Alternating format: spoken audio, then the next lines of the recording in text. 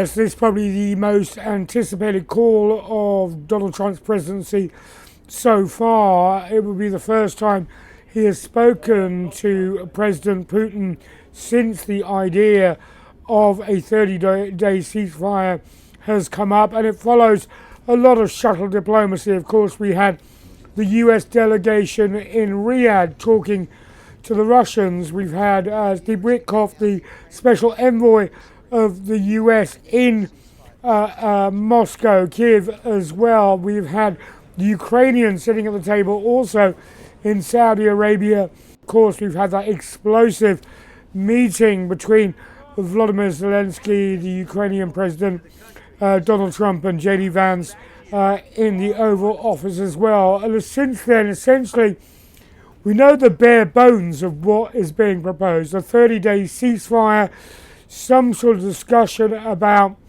where the borders of a potentially frozen conflict would be.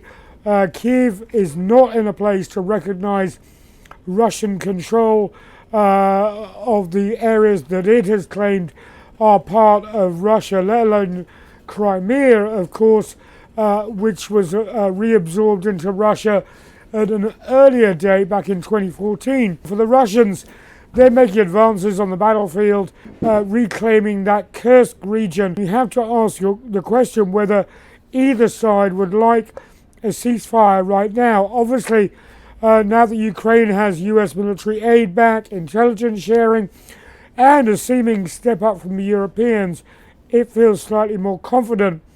With Russia, they want not just Ukraine considered, but all security guarantees when it comes to Europe. They, of course, say the enlargement of NATO, the offer of potential NATOship. There's also something for the US here as well. It's not just about Ukraine. It's about resetting the relationship with Russia, something Trump has wanted to do since his first term.